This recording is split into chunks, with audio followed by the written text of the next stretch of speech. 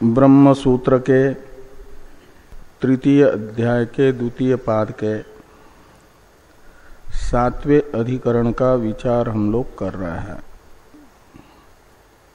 इस अधिकरण के 7 सूत्रों में से प्रथम सूत्र से भगवान वेद व्यास जी ने इस अधिकरण के पूर्व पक्ष को बताया है। इस अधिकरण में संशय है कि जिसका अथात आदेश नेति नेति इत्यादि श्रुति वाक्य से निषेध करते हुए अस्तित्व सिद्ध किया, दृश्य का निषेध, और एक इस समस्त दृश्य के दृष्टा का अस्तित्व सिद्ध किया, वही ब्रह्म है। तो उस ब्रह्म से अलग वस्तु है अथवा नहीं है, इस प्रकार का संशय होने पर पूर्व पक्ष इस सूत्र के माध्यम से बताया जा रहा है ब्रह्म से अतिरिक्त वस्तुअंतर भी ब्रह्म की तरह ही सत्ता वाला है। इसलिए पूर्व पक्ष की प्रतिज्ञा है ब्रह्म के तरह ही अन्य एक वस्तु रहेगी, तो दूसरी वस्तु के साथ, वस्तुअंतर के साथ जो रहता है उसे सद्वय कहा जाता है। तो ब्रह्म सद्वयम् सेतुत्वादि व्यपदेशात्, ये अनुमान है पूर्व पक्षी का। सेतुत्वादि व्यपदेश का व्याख्यान करते हुए भाष्यकार भगवान ने ब्रह्म सद्वयम् सेतुत्वात् लौकिक सेतुवत् एक पूर्व पक्षी का अनुमान बताया। तो लोक में जो सेतु होता है वह सद्वय देखा गया। तो यत्र यत्र सेतुत्वं तत्र तत्र सद्वयत्वं, यथा लौकिक सेतु और ससेतुर्विधृति इत्यादि श्रुति वाक्य ब्रह्म में भी सेतुत्व बता रही है। तो सेतुत्व का व्याप्य सद्वयत्व भी रहेगा, सेतुत्व का व्यापक सद्वयत्व भी जरूर ब्रह्म में रहेगा, मानना पड़ेगा। बिना व्यापक के व्याप्य नहीं रहता। तो व्याप्य सेतुत्व है, तो वह जहाँ रहेगा वहाँ अपने व्यापक सद्वयत्व का अस्तित्व भी सिद्ध करेगा, बताएगा कि मेरा व्यापक सद्वयत्व है।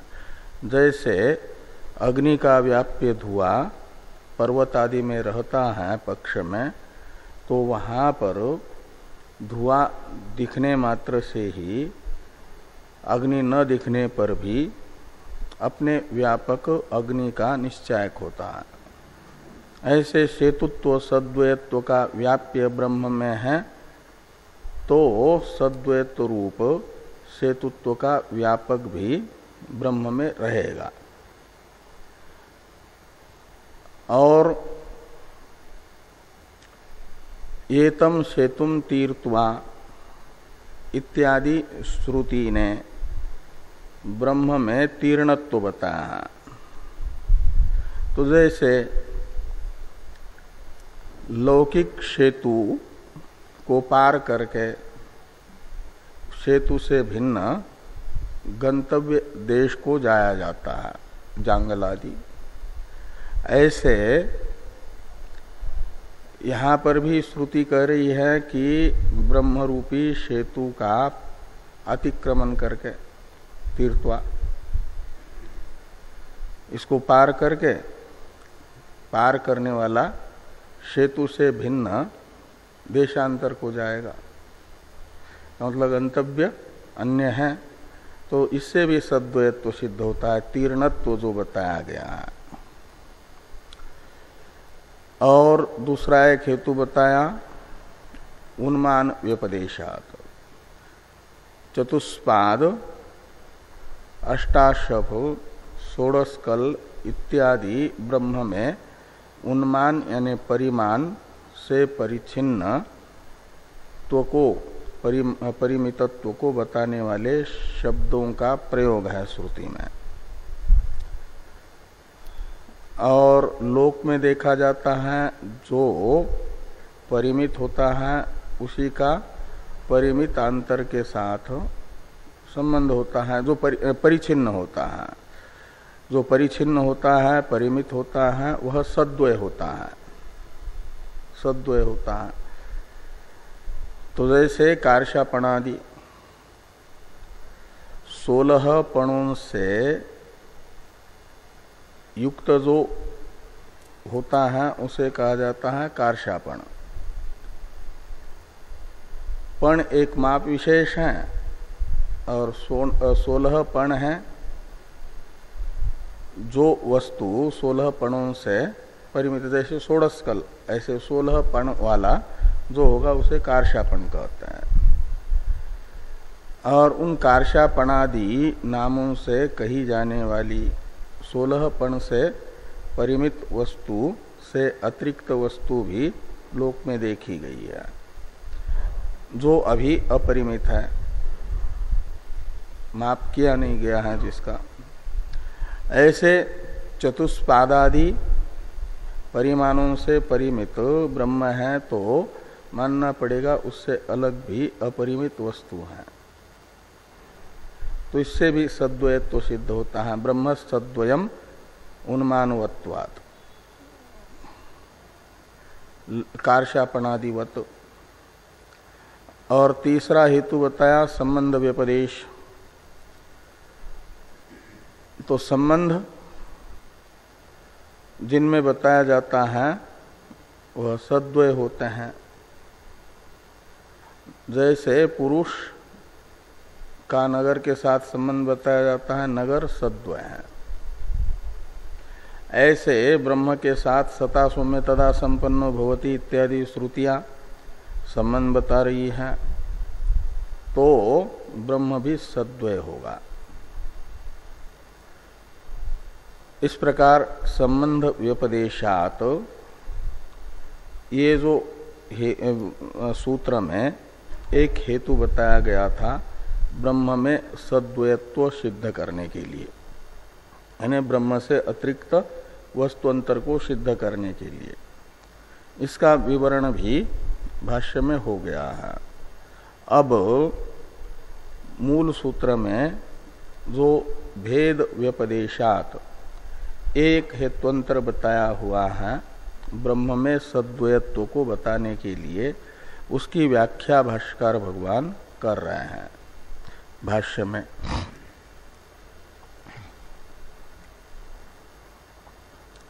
तो भाष्य में है भेद व्यपदेशश्च एतम एव अर्थम गमयति तथा ही। तो ये जो भेद व्यपदेश है वह भी भेद व्यपदेशम इत्यादि का अवतरण है टीका में, उसको देखा जाए। भेदेन उक्तत्वाच्च घटवत इत्याह भेद व्यपदेशश्च इति, यानी ब्रह्म सद्वयम भेदेन उक्तत्वात् घटवत।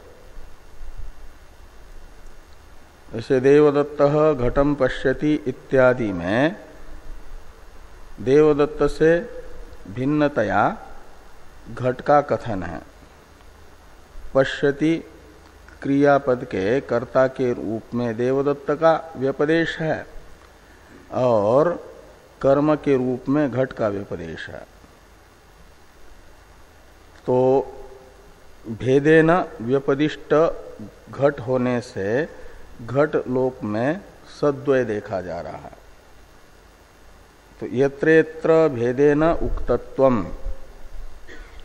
तत्र तत्र सद्वयत्वम यथा घट, ऐसी एक व्याप्ति है। तो एक अनुमान होगा ब्रह्म सद्वयम भेदेन उक्तत्वात् लौकिक घटादिवत। और श्रुति ने घटादि के तरह ब्रह्म का भेदेन कथन किया है।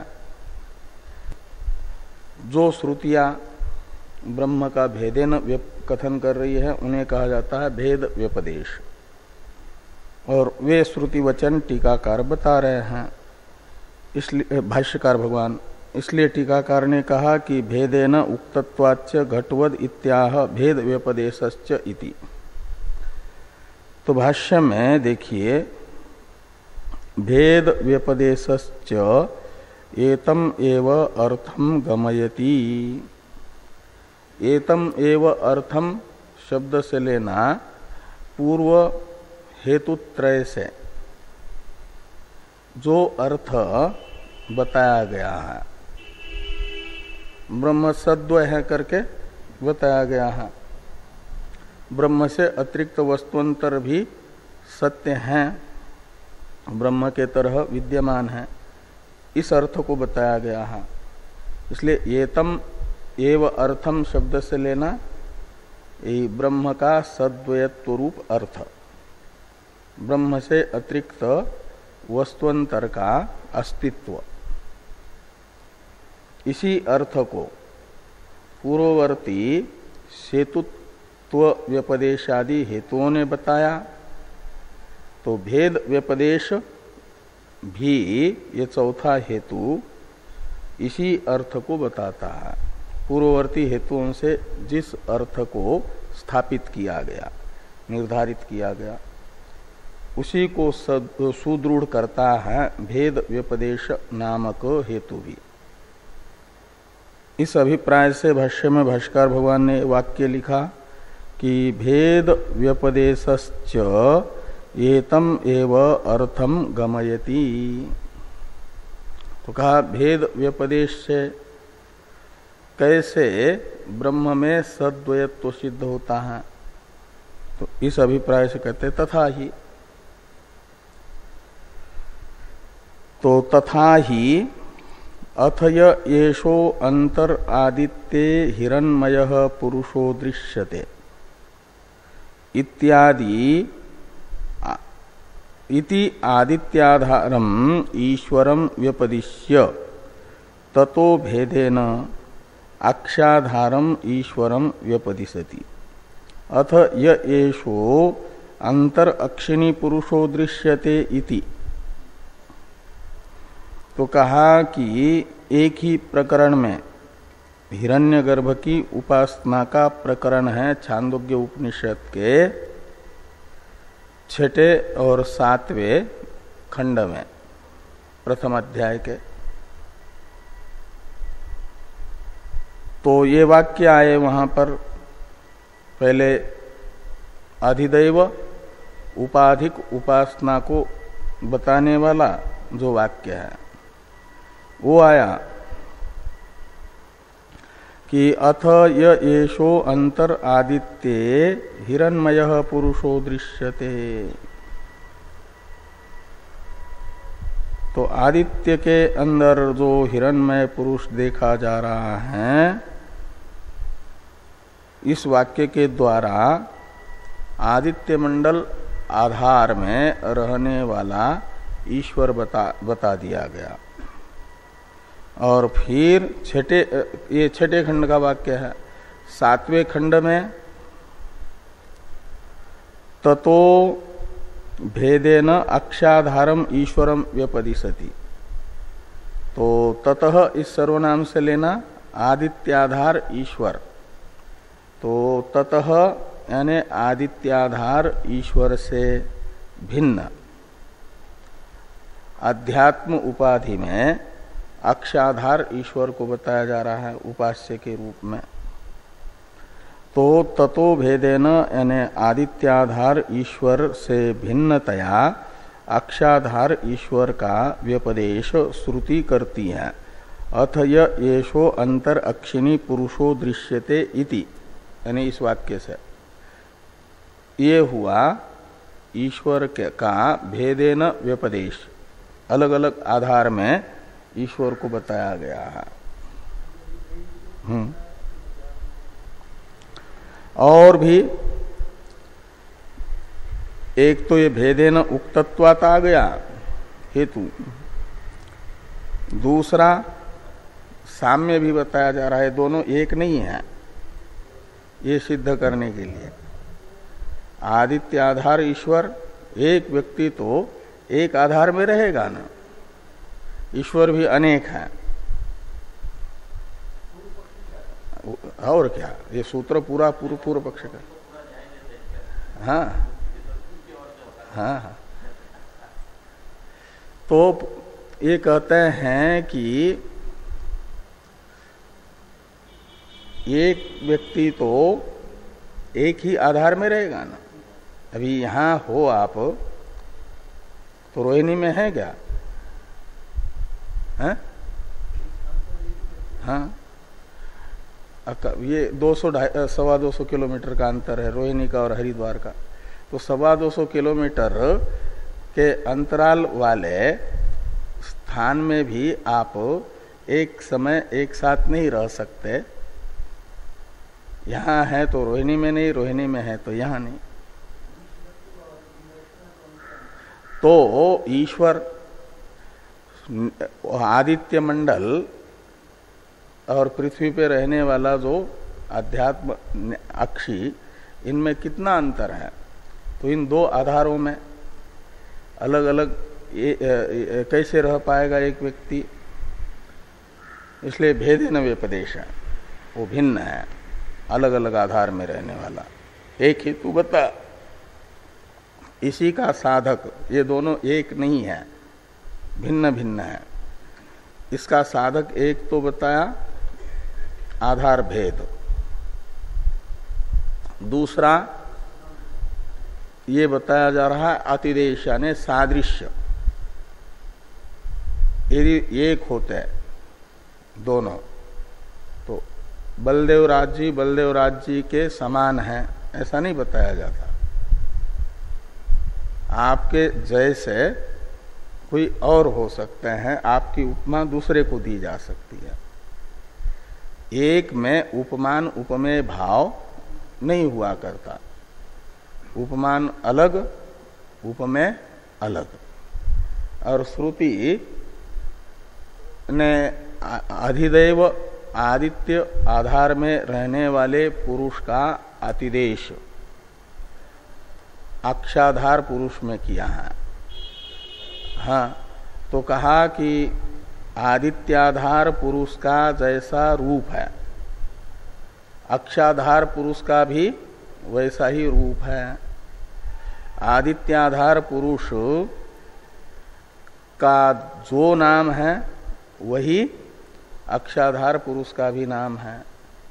यन्नाम तन्नाम, यद अमुष्य रूपम इत्यादि से तद इत्यादि से रूप व्यपदेश है और नाम व्यपदेश है कि यन्नाम तन्नाम, ऐसा इसे कहा जा रहा है। और गेष्ण और भी वो रूप का विवरण करते हुए फिर वो गेष्ण भी बताए गए कि उसके जो गेष्ण हैं वही इसके भी गेष्ण हैं, वो भी दो गेष्ण वाला है, ऋक और साम रूप। और वही गेष्ण अधिदैव पुरुष के जो हैं जैसे वैसे अध्यात्म के गेष्ण हैं। तो ये कहती है श्रुति अतिदेशन भाष्य में कि अतिदेशन च अस्य अमुना रूपादिषु करोति। अस्य यानी अक्षाधारस्य पुरुषस्य, षष्ट्यंत अस्य शब्द से लेना अक्षाधार पुरुष अध्यात्म में बताया गया, उसका सादृश्य यानी उसमें सादृश्य बताया जा रहा है आदित्य आधार पुरुष का। अमुना से लेना आदित्य आधार पुरुष को, अतिदेश यानी सादृश्य साम्य बताया जा रहा है। तो अक्षाधार पुरुष का आदित्याधार पुरुष के साथ अतिदेश यानी जो साम्य व्यपदेश है वह भी ये बताता है कि अक्षाधार पुरुष आदित्याधार पुरुष से भिन्न है, दोनों एक नहीं है। एक होते तो अतिदेश न होता। तो अतिदेशंच अस्य अमुना यानी आदित्याधार पुरुषेण ईश्वरेण रूपादि सुकरोति यानी रूपादि विषयक अतिदेश बताया जा रहा है। तस्य एतस्य तदेव रूपम यद अमुष्य रूपम या वमुष्य गेष्णौ तौ गेष्णो यन्नाम तन्नाम इति। तो इस वाक्य, ये जो अतिदेश वाक्य है दोनों की समानता बताने वाला, आदित्याधार पुरुष के समान ही अक्षाधार पुरुष को बताने वाला वाक्य अतिदेश वाक्य कहलाता है। और यह इस अतिदेश वाक्य से भी यह सिद्ध होता है कि अक्षाधार पुरुष आदित्याधार पुरुष से भिन्न है। और भी इन दोनों का भेद सिद्ध करने के लिए एक प्रकार से व्यपदेश है। एक राजा होगा तो उसका राज्य अलग अलग नहीं बताया जाएगा। पश्चिम पाकिस्तान, पूर्व पाकिस्तान जिस समय एक था 71 से पहले तक, 47 से, तो एक प्रधानमंत्री, एक ही राष्ट्र था, भले ही पूर्वापर में कई किलोमीटर का अंतर है, लेकिन उसका अध्यक्ष, राष्ट्राध्यक्ष, प्रधानमंत्री और तत्त विभाग के मंत्री एक ही संसद में बैठते थे और एक ही राजा होता था। दोनों की शास्य एक की ही शास्य दोनों स्थान में रहने वाली प्रजा मानी जाती थी। प्रशासन भी एक के द्वारा ही नियुक्त होता था, शासन एक था। 71 के बाद संसद अलग अलग, तो प्रधानमंत्री, राष्ट्राध्यक्ष आदि भी अलग अलग। ऐसे ही ये दोनों यदि एक होते तो दोनों का शास्य अलग अलग न बताया जाता, लेकिन दोनों का शास्य अलग अलग बताया जा रहा है। ये दोनों का शास्य अलग अलग बताना भी यह ज्ञापन करता है कि दोनों शासक अलग अलग हैं, एक नहीं है। इस अभिप्राय से ये आगे वाला वाक्य है। उससे पहले टीका में थोड़ा ये जो अस्य अमुना इत्यादि वाक्य था ना भाष्य में, अतिदेशंच अस्य अमुना रूपादिषु करोति, उसमें अस्य और अमुना सर्वनाम से ग्राह्य दोनों पुरुषों को बताया जा रहा है अलग अलग। अस्य का अर्थ कर दिया अक्षिस्थस्य और अमुना का अर्थ कर दिया आदित्यस्थेन सह इति यावत, यानी अक्षाधार पुरुष का अतिदेश आदित्याधार पुरुष के साथ किया जा रहा है। अब सावधिकंच इत्यादि का अवतरण है टीका में। आधारतो अतिदेशतश्च भेदम उक्त्वा अवधितोपि तम आह सावधिकंच इति। तो भेद व्यपदेश कई प्रकार से हैं। एक तो आधार भेद होने से पुरुष भेद, आदित्य रूप आधार और नेत्र रूप आधार अलग अलग होने से उन अलग अलग दो आधारों में जो पुरुष है वो अलग अलग है। ये बताया गया, ये आधारतः भेद व्यपदेश हो जाएगा। और अतिदेश होने से भी दोनों में भेद सिद्ध कर दिया, वो अतिदेशतः भेद है। अब अवधितः भी भेद को सिद्ध किया जा रहा है। इस अभिप्राय से कहते हैं कि आधारतः अतिदेशतश्च भेदम उक्त्वा अवधितोपि तम यानी भेदम आह, उन दोनों पुरुषों का। भाष्य में है सावधिकंच ईश्वरत्वम उभयोर व्यपदिशति,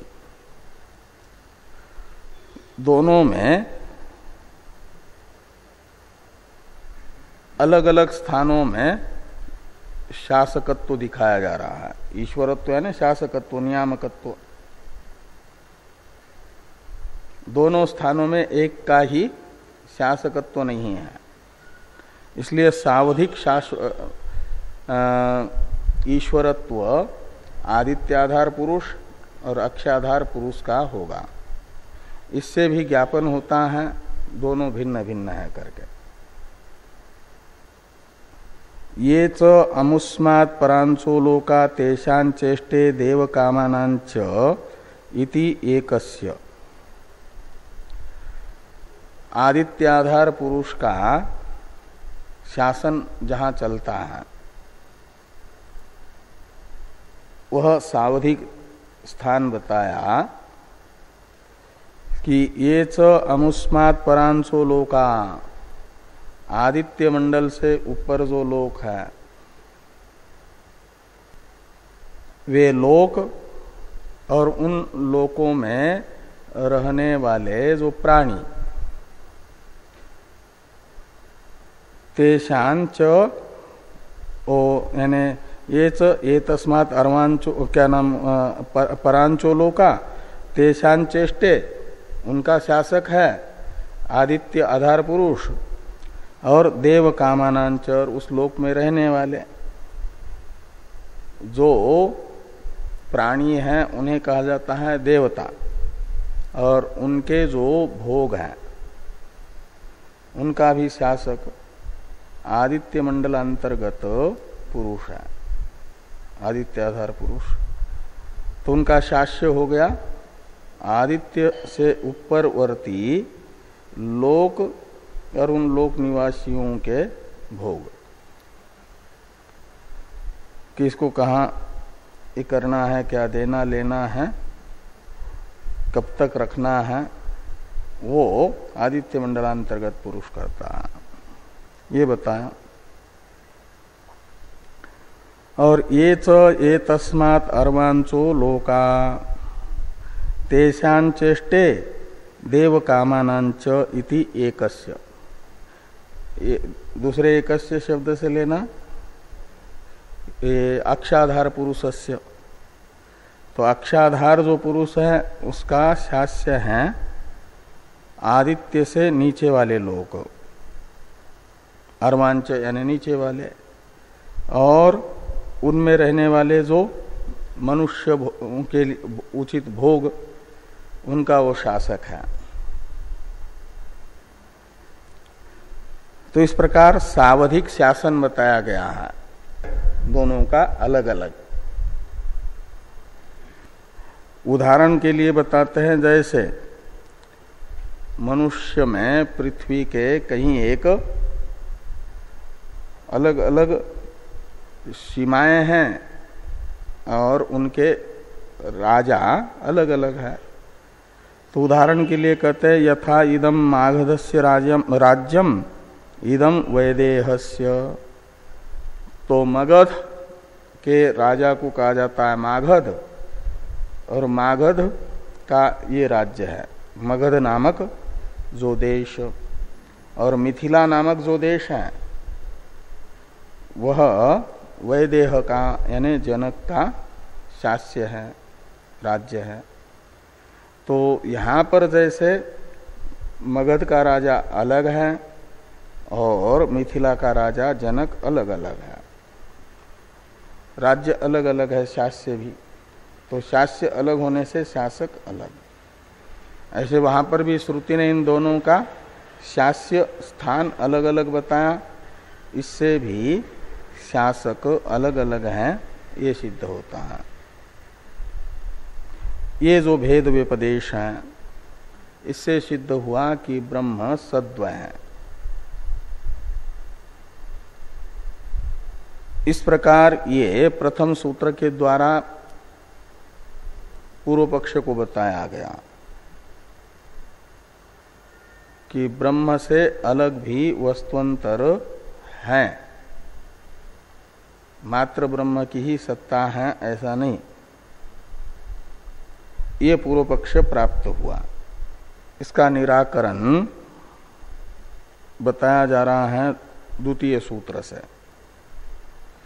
द्वितीय सूत्र का अवतरण भाष्य है, एवं एतेभ्य स्यत्वादि व्यपदेशेभ्यो ब्रह्मणः परम अस्ति इत्येवं प्राप्ते प्रतिपाद्यते। तो ये जो सेतुत्वादि व्यपदेश है, इन व्यपदेशों से ब्रह्म से अलग भी वस्तुअंतर विद्यमान है यह निश्चित होता है। ये बात बताई गई। और अब सिद्धांत सूत्र का अवतरण लिखते हुए भाष्यकार भगवान ने कहा कि इत्येवं प्राप्ते, यानी इस प्रकार ब्रह्म सद्वय है ऐसा पूर्व पक्ष प्राप्त होने पर, इत्येवं प्राप्ते का अर्थ प्रथम सूत्र तथा उसके भाष्य में बताई गई युक्तियों के आधार पर पूर्व पक्ष प्राप्त होने पर, और पूर्व पक्ष के हेतुओं को पूर्व पक्षी ने श्रुतियों से ही निकाला, इसलिए पूर्व पक्षी ने ये एक प्रकार से सिद्ध करने का प्रयास किया कि ब्रह्म सद्वय है, यह वैदिक सिद्धांत है। तो अब ये कहा जा रहा है कि एवं प्राप्ते प्रतिपाद्यते, इस प्रकार का पूर्व पक्ष प्राप्त होने पर द्वैत वैदिक है ऐसा बताने का प्रयास जो पूर्व पक्ष के द्वारा बताया गया है, किया गया है, इसको असफल बनाया जा रहा है। द्वैत वैदिक है यह यदि सिद्ध हो जाएगा, सफल हो जाएगा पूर्व पक्ष का प्रयास, द्वैत में वैदिकत्व, तो वेदांत का जो सिद्धांत है ब्रह्म अद्वैत ये अप्रमाण हो जाएगा। इसलिए कहते एवं प्राप्ते प्रतिपाद्यते, एक मेवा द्वितीय ब्रह्म का प्रतिपादन किया जा रहा है। ब्रह्म से अतिरिक्त की ब्रह्म के तरह पारमार्थिक सत्ता का निषेध किया जा रहा है।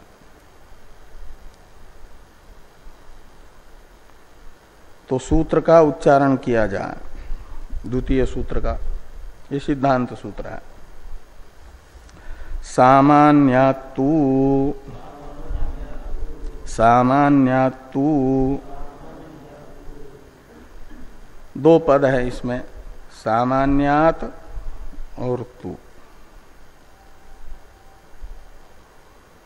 जो संशय में द्वितीय कोटि बताई गई थी वो सिद्धांति की प्रतिज्ञा रहेगी।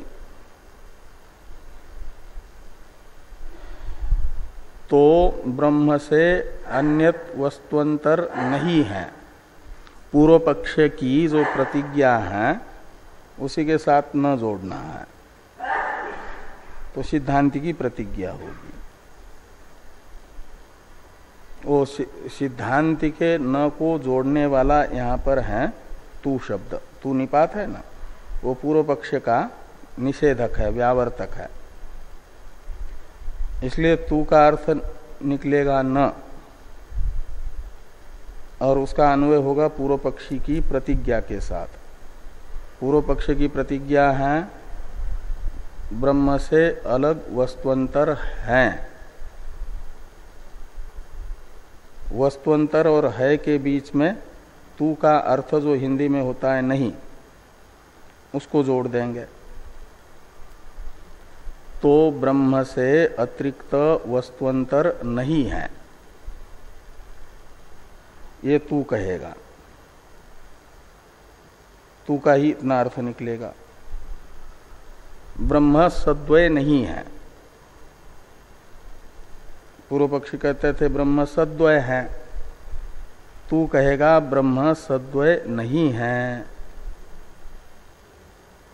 तो कहा कस्मात, पूर्व पक्षी पूछेगा क्यों ब्रह्म को सद्वय नहीं मानते हो, ब्रह्म से अलग वस्तु का ब्रह्म के तरह अस्तित्व क्यों स्वीकार नहीं करते हो। तो हेतु बताया सामान्यात,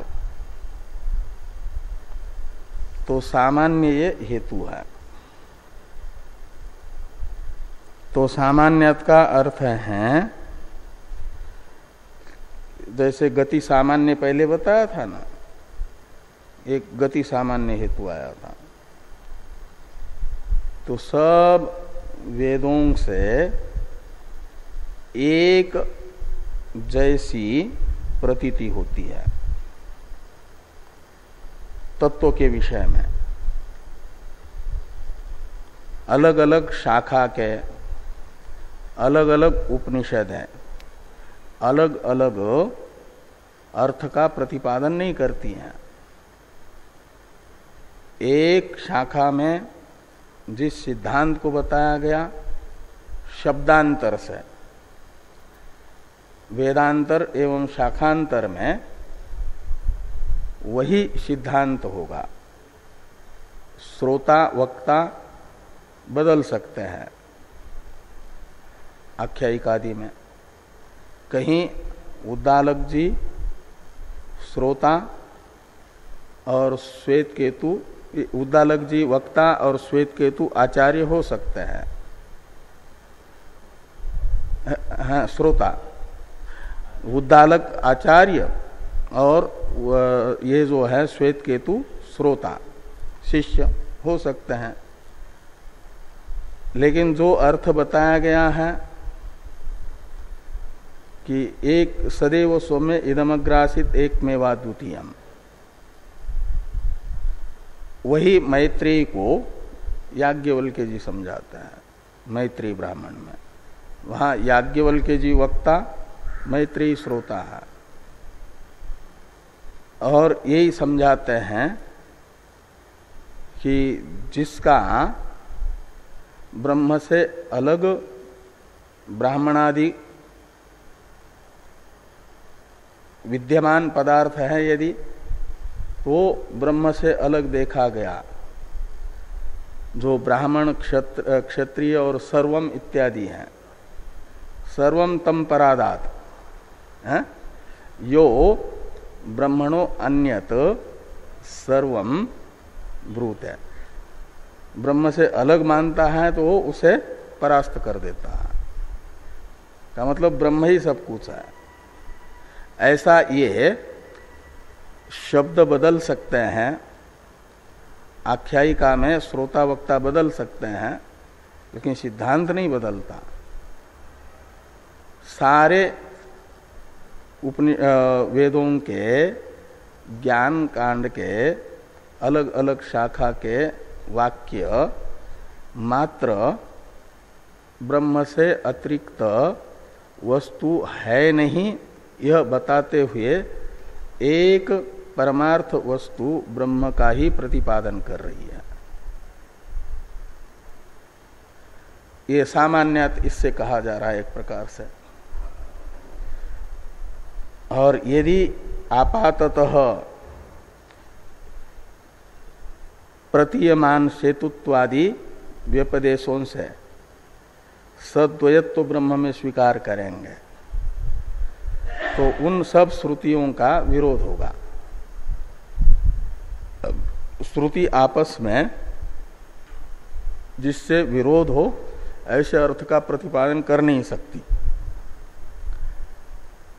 इसलिए इसी सूत्र के भाष्य में बताया जाएगा कि सेतुत्वादि व्यपदेश जरूर है, लेकिन वे ब्रह्म में सद्वयत्व बताने के लिए नहीं है। जैसे अपने पूर्वाग्रह के कारण पूर्व पक्षी को प्रतीत हो रहा है, उसके लिए न तो सेतु व्यपदेश है, न तो उन्मान व्यपदेश है, न तो संबंध व्यपदेश है, न तो भेद व्यपदेश है। वो सब अलग अलग उद्देश्य हैं और इस सिद्धांत के अनुकूल बन जाते हैं वो सब व्यपदेश कि ब्रह्म ही एक परमार्थ सत्य वस्तु है और ब्रह्म से अलग वाचारंभण है। ये जो सिद्धांत है इसी सिद्धांत के अनुकूल है, ये प्रतिकूल नहीं है। ये सब सामान्यात इस हेतु के अंदर निहित अर्थ है। इस अर्थ को भाष्यकार भगवान भाष्य में बताएंगे। तो भाष्य में भाष्यकार भगवान पहले सूत्रस्थ तू शब्द की व्याख्या करते हैं। यद्यपि पाठ क्रम में सामान्यात पहले हैं, तो भाष्यकार भगवान अधिकतर व्याख्या पाठ क्रम के अनुसार करते हैं। और तो यहां सामान्यात पद की व्याख्या पहले करनी चाहिए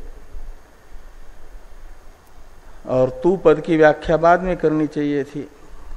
लेकिन कहीं कहीं भाष्यकार भगवान उत्तरवर्ती पद की व्याख्या पहले भी करते हैं और प्रथम व्याख्यातया प्राप्त पाठक्रम के अनुसार पद की व्याख्या बाद में भी करते हैं। एक सूची कटाह न्याय होता है, उस न्याय से सूची कटाह न्याय वहां लगता है जैसे कोई व्यक्ति किसी लोहार के पास गया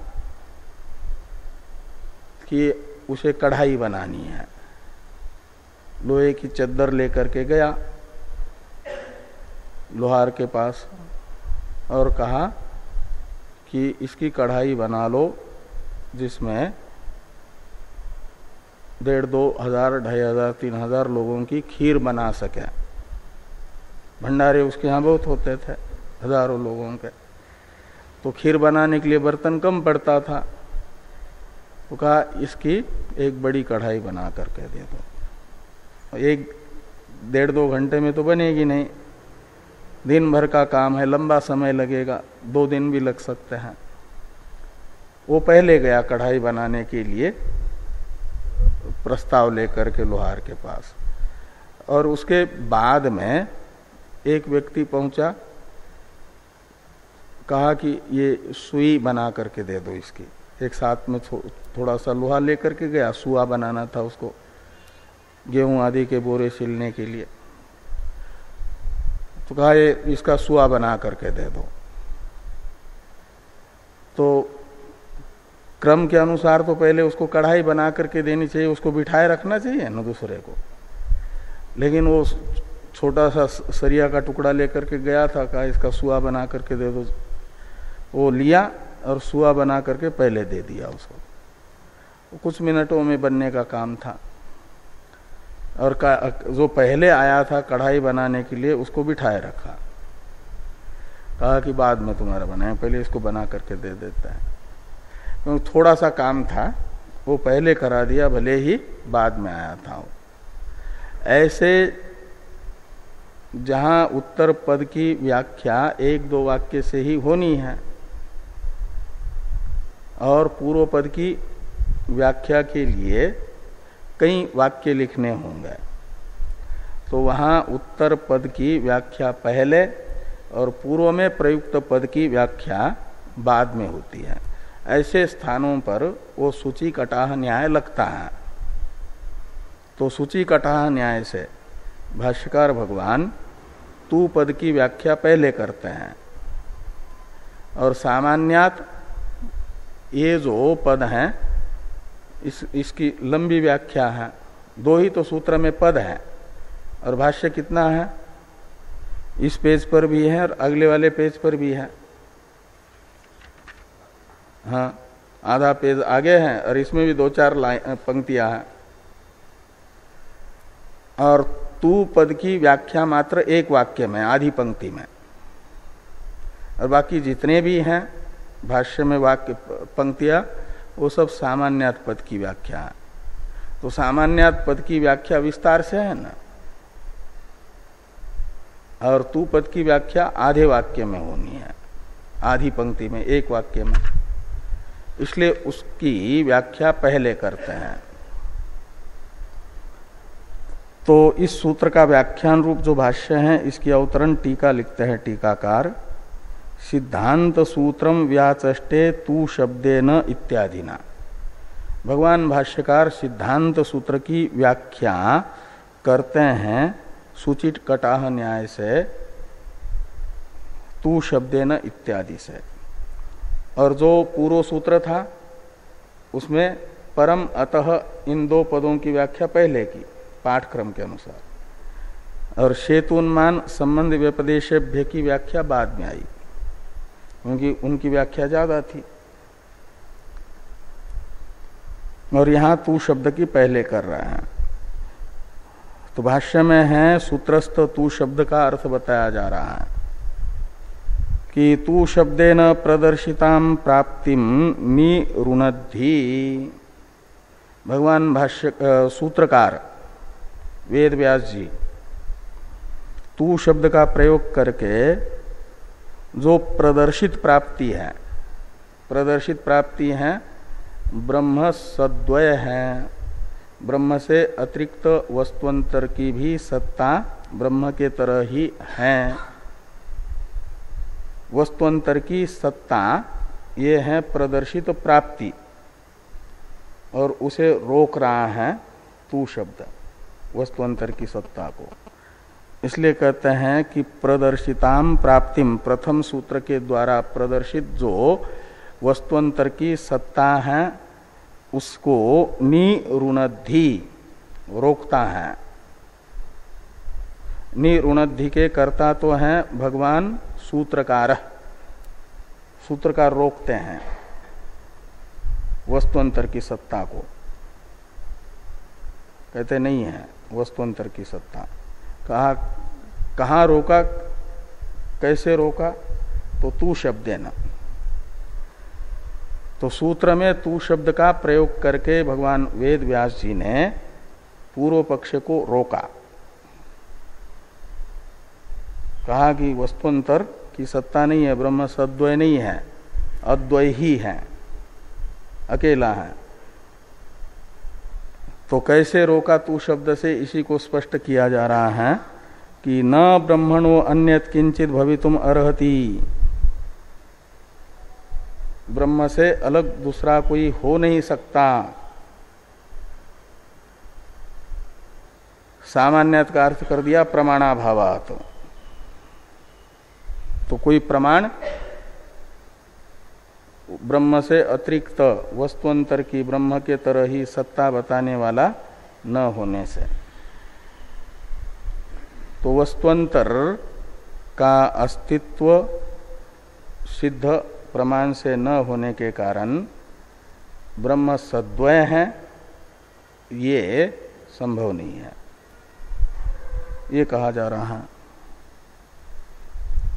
अब ये प्रमाणाभावात का ही विवरण है। इस सामान्यात में एक तो वस्तुअंतर का साधक प्रमाण नहीं है, ये अर्थ भी निहित है, और दूसरा जो पूर्व पक्षी वस्तुअंतर का सत्ता का साधक हेतुत्व व्यपदेशादि बता रहे थे, उनकी अन्यथा सिद्धि, वो सब भी सामान्यात में निहित है। उसी को आगे स्पष्ट कर रहे हैं कि नहीं अन्यस्य अस्तित्वे किंचित प्रमाणम उपलभामहे सर्वस्य ही जनिमतो वस्तुजातस्य जन्मादि ब्रह्मणो भवति इति निर्धारितम। ब्रह्म से अलग कोई वस्तुअंतर का अस्तित्व प्रतिपादक प्रमाण उपलब्ध नहीं हो रहा।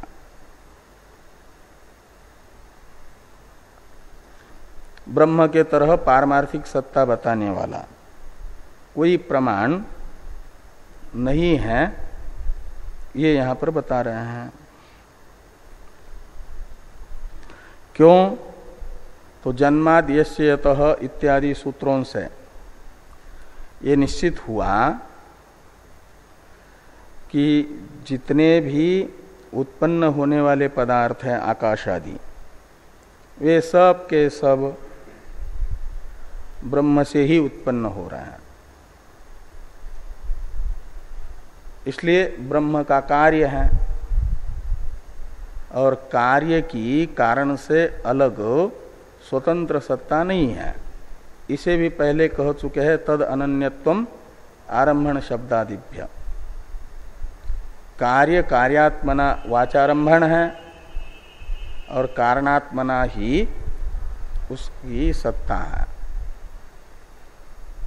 वह उत्पत्ति से पहले भी कारणात्मना ही है, स्थिति काल में भी। यदि उसमें से कारण को निकाल लिया जाए तो उसका कार्य का अपने नाम रूप से कोई अस्तित्व नहीं। कारणात्मना वह असत ही है, कारणात्मना सत है, कार्यात्मना असत ही है। और लय के समय भी कारणात्मना ही वो रहता है। इसलिए कारणात्मना तीनों कालों में उसकी सत्ता है और कार्यात्मना किसी भी समय स्थिति काल में भी कार्य की सत्ता नहीं है। ये बात तद अनन्यत्वम आरंभण शब्दादिभ्य से स्थापित की गई है। तो ये कहते हैं कि सर्वस्य ही जनिमतो वस्तुजातस्य जन्मादि ब्रह्मणो भवति इति निर्धारितम। और अनन्यत्वंच कारणात् कार्यस्य निर्धारितम को इधर भी ले आना कि तद अनन्यत्वम आरंभण शब्दादिभ्य इत्यादि न्याय से कार्य का कारण से अभेद भी बताया गया है। न च ब्रह्म व्यतिरिक्तम, इसकी अवतरण टीका है, उसे देखिए। यद अन्यत तत्किम सादि अनादि वा नाद्य मानाभावात् कार्यस्य ब्रह्म अनन्यत्व निर्णयाच्च इति उक्त्वा न द्वितीय प्राग उत्पत्तेः अद्वयत्व अवधारणात् इत्याह न च ब्रह्म व्यतिरिक्तम इति। एक प्रकार से सर्वस्य ही जनिमतो इत्यादि भाष्य से भाष्यकार भगवान जब व्याख्या कर रहे हैं प्रमाणाभावात इस हेतु की, तो ये कह करके दो विकल्प करके एक प्रकार से कर रहे हैं। भाष्य का ही अभिप्राय टीकाकार प्रकट करते हैं। तो पूर्व पक्षी को सिद्धांती दो विकल्प करके पूछते हैं कि यत अन्यत यानी ब्रह्म से अतिरिक्त जो पदार्थ हैं, जिसका ब्रह्म के तरह ही अस्तित्व बताना चाहते हो, वह सादी है कि अनादि है? ब्रह्म से अलग जो वस्तुअंतर हैं, ब्रह्म के तरह ही सत्य मान रहे हो, पहले उसके सत्य का तो निर्धारण बाद में होगा। पहले बताओ कि जो ब्रह्म से अतिरिक्त वस्तु हैं वह सादी है कि अनादि है? तो उसमें से पहला विकल्प यदि पूर्व पक्षी स्वीकार करेंगे कि ब्रह्म से अतिरिक्त वस्तुअंतर सादी है, इसका निराकरण भाष्यकार भगवान ने किया।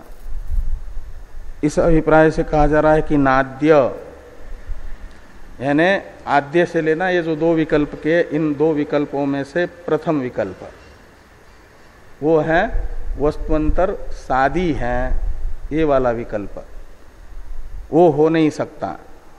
क्यों? तो प्रमाणाभावात, भाष्य में भाष्यकार भगवान ने कहा। हाँ,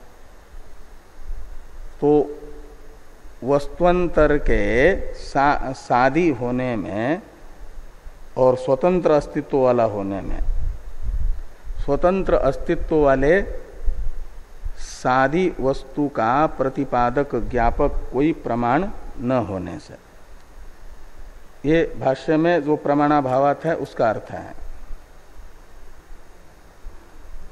और इसी मानाभावात यानी प्रमाणाभावात को स्पष्ट करते हुए टीकाकार ने कहा कि कार्यस्य ब्रह्म अनन्यत्व निर्णयाच्च, एक तो ये हेतु हुआ कि प्रमाणाभाव, तो भाष्य में भाष्यकार भगवान ने बता दिया कि ब्रह्म जितना भी उत्पन्न होने वाला पदार्थ है वो सब का सब ब्रह्म का कार्य है, ऐसा जन्मादेशयतः इत्यादि से निर्धारित हुआ है। और तद अनन्यत्वम आरम्भण शब्दादिभ्य, इस न्याय से ये भी निश्चित हुआ कि जो भी कार्य है वह कारण से अनन्य है, उसकी कारण से अलग सत्ता नहीं है। इस अभिप्राय से कह रहे कि कार्यस्य ब्रह्म अनन्यत्व निर्णयाच्च, कारण तो ब्रह्म ही है, ब्रह्म से अलग दूसरा कोई कारण है नहीं। इसे बहुत प्रयास करके प्रथम अध्याय में और द्वितीय अध्याय में बताया गया है। प्रधान कारणवादादि का निराकरण करने के लिए कितने सारे अधिकरण हैं, और ब्रह्म कारणवाद के लिए ही बहुत एक प्रकार से दो अध्यायों के द्वारा स्थापित किया गया है। तो इसलिए कार्य यदि है, सादी यदि कोई पदार्थ है तो कार्य हो गया, और कार्य मात्र का कारण ब्रह्म ही है, और उस सादी पदार्थ रूप कार्य का अपने कारण ब्रह्म से अलग कोई अस्तित्व नहीं है। इसे तद अनन्यत्वम आरम्भण शब्दादिभ्य इत्यादि अधिकरणों से अच्छी तरह से स्थापित किया गया है। इसलिए प्रथम पक्ष नहीं बनेगा। कार्य से ब्रह्म अनन्यत्व निर्णयाच्च, इन दो हेतुओं से, मानाभावात और कार्य से ब्रह्म अनन्यत्व निर्धारणाच्च, इससे बताया गया। इति उक्त्वा, अब प्रथम पक्ष का निराकरण हो गया एक प्रकार से। जो ब्रह्म से अलग वस्तुअंतर है वह सादी है, ये विकल्प नहीं कहा जा सकता। तो बचेगा दूसरा विकल्प, ब्रह्म से अतिरिक्त जो वस्तु हम स्वीकार कर रहे हैं वह अनादि है। सांख्य कह सकते हैं प्रकृति अनादि है, प्रधान, और वह ब्रह्म से अलग अपना अस्तित्व रखती है, स्वतंत्र सत्ता होती है। यद्यपि गीता में भी प्रकृति को ब्रह्म के तरह अनादि कहा है। प्रकृतिम पुरुषं चैव विध्यनादि उभावपि, प्रकृति और पुरुष ये दोनों अनादि हैं, लेकिन पुरुष स्वतंत्र सत्ता वाला है और प्रकृति पुरुषाधीन सत्ताक है। अनादि होने पर भी पुरुषाधीन है, वो स्वतंत्र नहीं है। और सांख्यों की प्रकृति स्वतंत्र है। प्रकृति का स्वातंत्र्य छोड़ दे सांख्य, पुरुष नानात्व छोड़ दे, तो वेदांती ही है वो भी। उसे दो वेदांत के साथ सांख्य को अपना विरोध छोड़ने के लिए दो बातों का आग्रह छोड़ना पड़ेगा, पुरुष नानात्व और प्रकृति का स्वातंत्र्य। ये छोड़ दे तो वेदांत के साथ सांख्यों का जो मोटा मोटा विरोध है वो छूट जाता है, कोई विरोध नहीं रहता। लेकिन वो स्वतंत्र अनादि मान करके स्वतंत्र सत्ता मानता है। तो वे यहाँ पूर्व पक्षी बन करके आ सकते हैं। और ऐसे उनके वैशेषिकों के अनादि पदार्थ तो बहुत हैं जिनकी उत्पत्ति नहीं होती। तो न द्वितीय अनादि मानते हैं यदि ब्रह्म से अतिरिक्त वस्तुअंतर को, तो कहते हैं प्राक उत्पत्ति अद्वयत्व अवधारणात्। जगत की उत्पत्ति से पहले सदैव सौम्य इदमग्रासित एकमेवा द्वितीयम आत्मा वा इदमग्र आसीत नान्यत किंचन मिशत इत्यादि श्रुतियों से उत्पत्ति से पहले एकमेवा द्वितीय ब्रह्म का ही अवधारण होने के कारण ब्रह्म से अतिरिक्त किसी वस्तुअंतर को अनादि नहीं कहा जा सकता। इसे कहा जा रहा है न च ब्रह्मातिरिक्तम किंचित इत्यादि से। इस पर चर्चा हम लोग कल करेंगे।